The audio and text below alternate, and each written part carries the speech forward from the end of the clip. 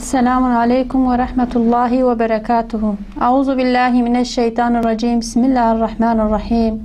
الحمد لله رب العالمين. الصلاة والسلام على رسولنا محمد وعلى أهله وصحبه أجمعين. گلی تماشاوانی می هجا و قیمت ایروجی برنامه که خوینو بإذن خدای تعالی می بهفدوره بن. سلام و رحمت و برکت خدا لسر و گهداری حاضر بی انشاءالله. حجی و خیرات باش انشاءالله. الحمدلله باش. خدای تعالی باشی بدی راحتیه. معلوم ایروجی امی برنامه خو هی ام دوام تکن سر شخصیت پیرکا مسلمان. مگو جبونی دنیا ما و جبونی فیدل آخرت ما بی تشتي قد حياتها مدى قوام تطبيق بكم بيربون رابون ورونشتنا ما ومشاندنا ما وحياتها ما للدنيا تشج مرة بفيدة تش لازمة أمويت حياتها خدا تطبيق بكن حقيقة قو يعني في كتابات دستي مدى وقتا قو أم تشتي تيدا قو أم تخوينن أموات تشتاد حياتها خدا تطبيق بكن أمي به هيتش خوزاتا نخوشي مال دنيا تشي نابن مستری و گوت مگو پیرک مسلمان گرکل ارتیا خوره چوابیج مالا خوره چوابیج زلام خورش خسو خزور خوره جزارو یعنی ایرو شخو مثلا ملسر زارو کایا اما ایرو و پیش و بینن خدا ازن بدی انشالله بجا حقیقتا وقتا گو واتش تی گوم تخوینن و واتش تاجی تطبیق بکن حیاتا خدا دبیجین یعنی حیاتا مدا صورن چید بین و نه نخوشید چید بین انشالله فیده نجبونی آخرتا ماشی افتش خدای تعالی و گوتنی ما بما و تماشاوانی ما گو گهداری حالی نه حاضر ده گهداریت کن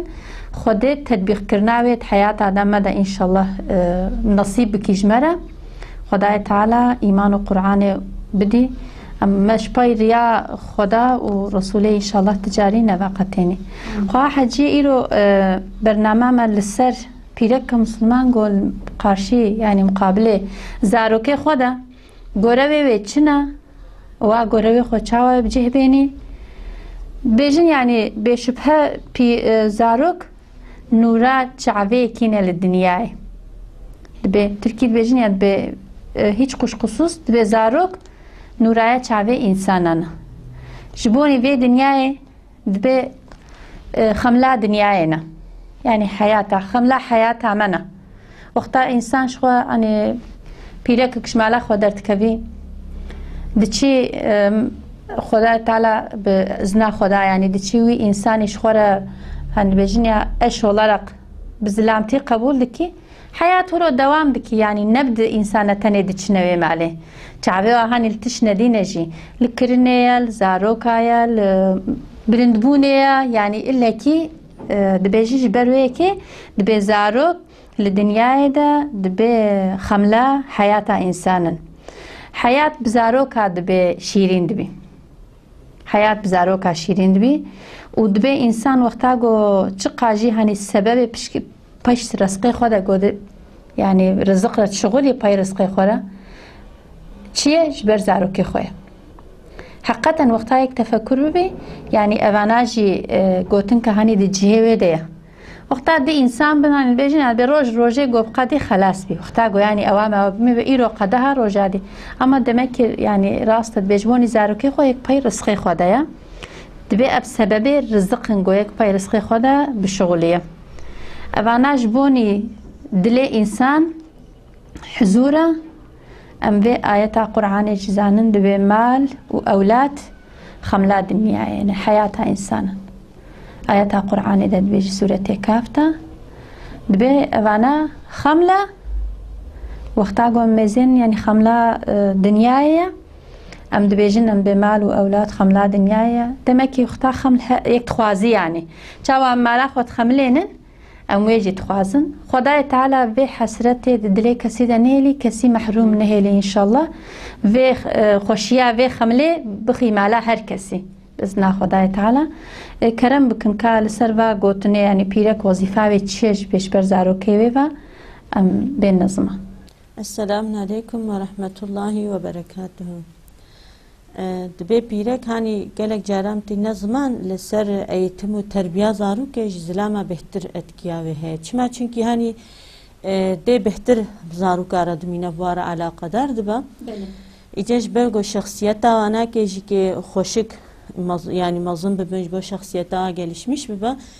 دور ده گروه ده جیا باو بهتره برگو ده sürekli باوایا ایجا دبی ده گرک حسیات زاروکی خود دقت بکن چونکه هنی زاروکی مرف تمام اخلاق و نواکه هفدونه yani her insana ki Xuday Teala karakterek dayi ijber ve ki dibê her insan mesela de wexta zarokê xwe ahlaqî ya tam zanibe hal û hereketê ya tam zanibe li gora û li bara muamele bike yani mesela tamam awake hevdû negire ez vê bêjim Saada tevî demek yek fêm ki bê meyla zarokiyekî ser çi ye belê vê fehm bike bêhtir ji ev göreva de heta dibê de دبیج یعنی گشبو گزارک فرق شینکن دبیولو جانا بواره بلیزه جانا ولو بواره وکه هوالا رونی خبر بده بوی شکلی اخلاقی اجبو گو فهم بکه وقتا گو اخلاقی فهم کر ایجا هنگا زانه گوش کووا بواره خبر بده نصیحتا وابکه نزیکی واببه به چه شکلی مثلا هنک زاروک هنه زحفی حساسن انفاق تشتكي بزود غيدن زود قحرن هناك هنا ولو زحف نافا خدنا تشتكي هشكره ناكن هناك هنا هشكره هر تشتكي هشكره تشتكي شخره ناكن كله درت ولو نغمه تشتك يشتهر انسان اخلاقي وقتها فاقلي به هنجا جت زانت تشلو بيرا معامله بك يجد باب غرف مثلا انزح فيه يعني عيدي ديد بش باب بهتر نزيكي زاروكي خو اجا وقتها جو ديد تم اخلاقي زاروكي خو فهم كر وبي أخلاقي تشوها واختاقو مثلا حس كرنا خو تام بحقيق استدلي زاروكي خو كان مثلا إنسانة كي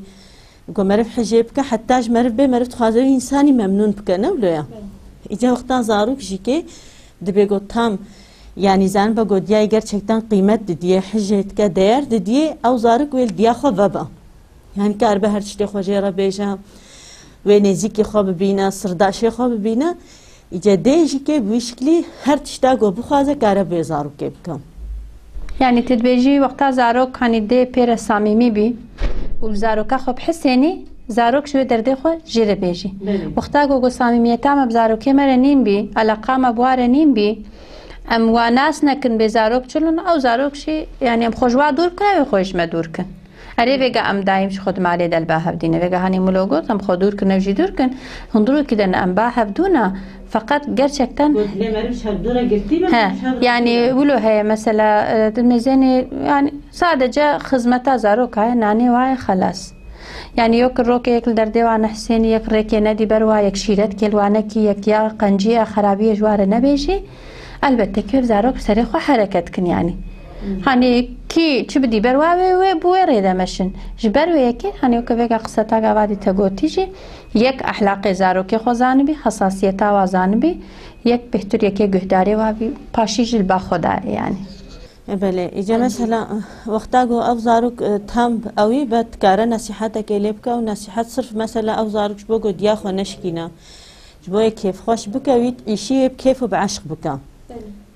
زمان لأف تشتید حیاتایی ده بجیه ببه مثلا وکا عبادتی ریا راست کو تشانی بده تحقية جيرة بيجا حلال وحرام جيرة بيجا هنجايب كيف بعشق بك أفتشيت حياتي ده بجيه ببن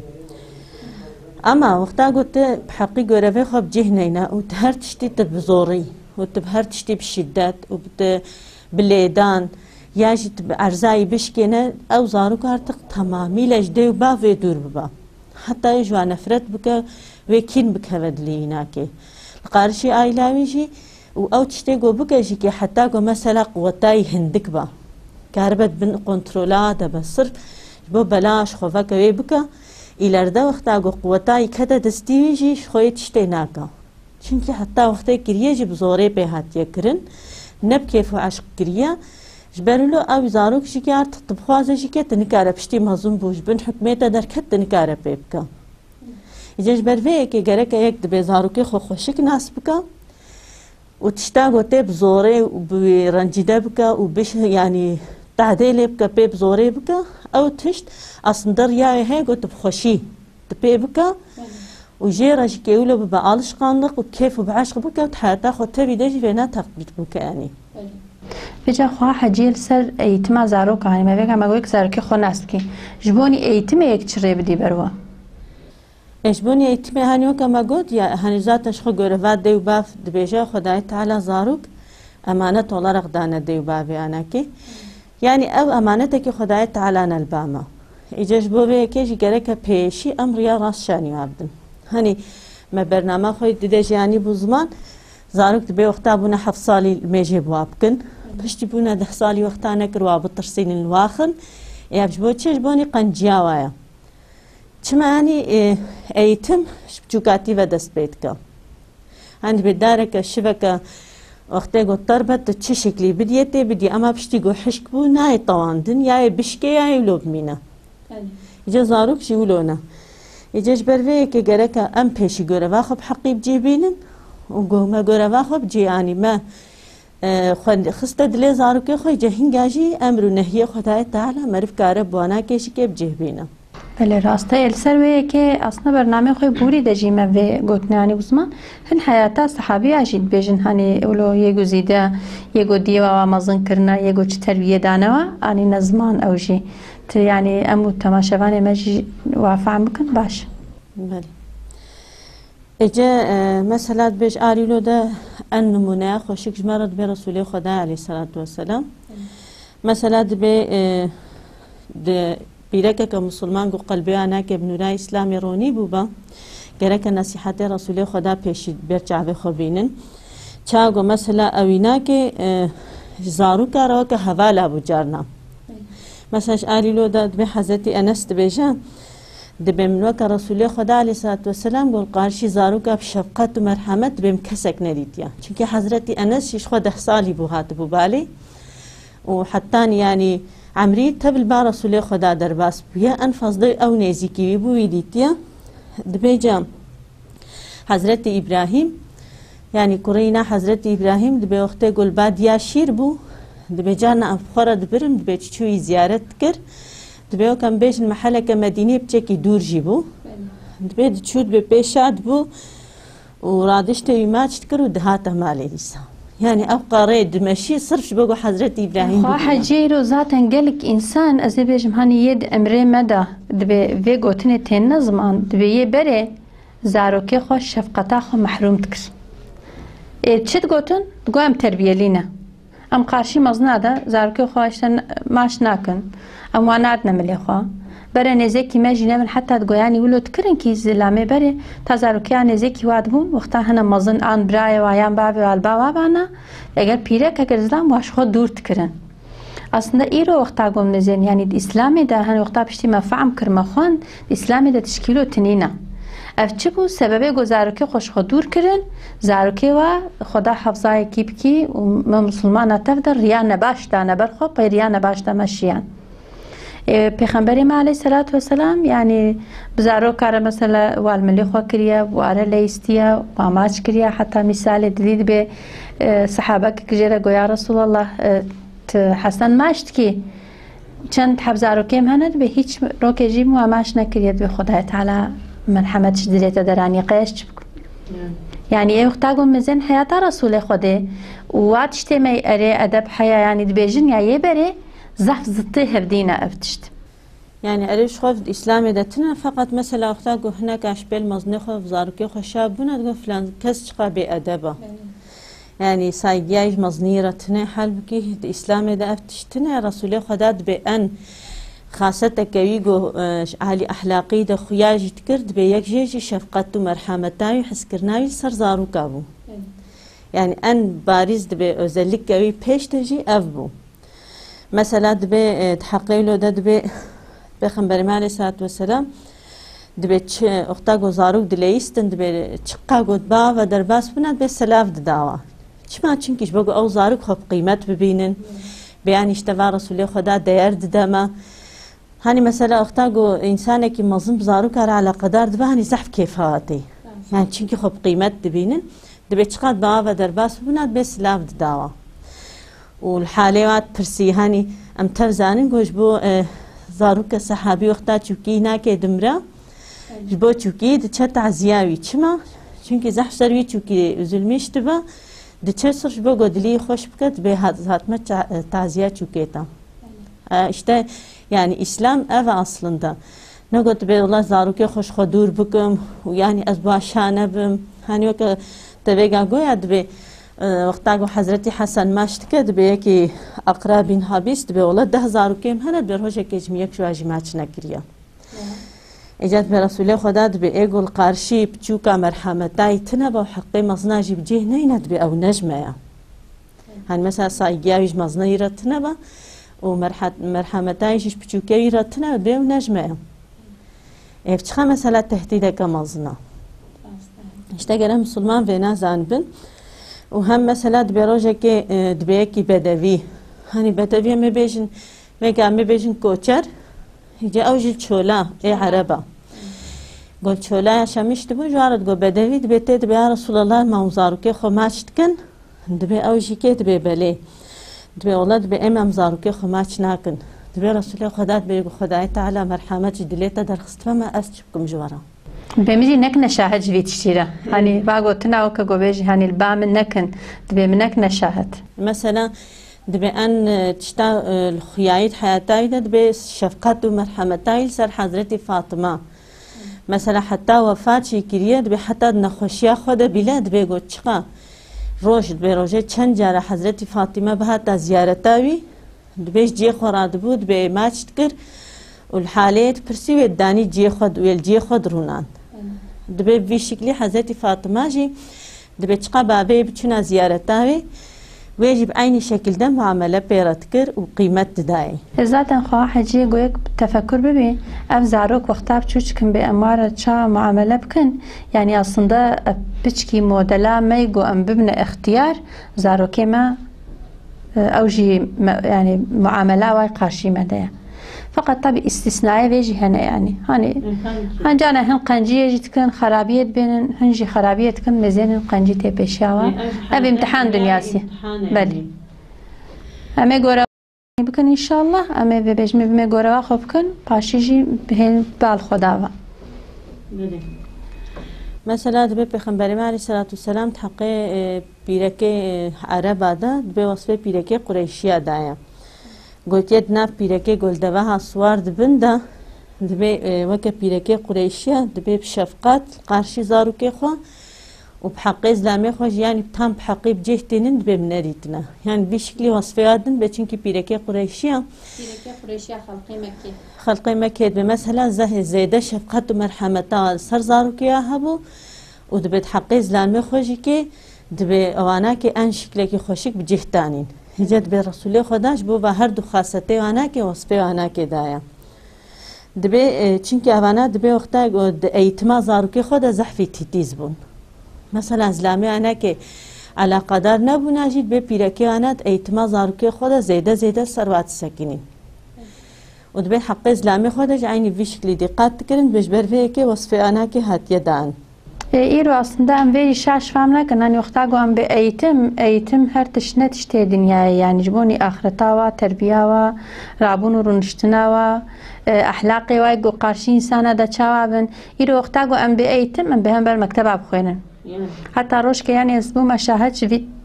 olay yere zarok ki küçük bu işte karşı mazın ki saygısızlıktır او زلام جهاد گوته پیره که گوه زارو کاتا قارشیم ده زعف سایگسیزی که شیرت گله بکا وقت اولو گوت پیره که جره گو آبه گو ام تجاره شدت زارو که خوناکن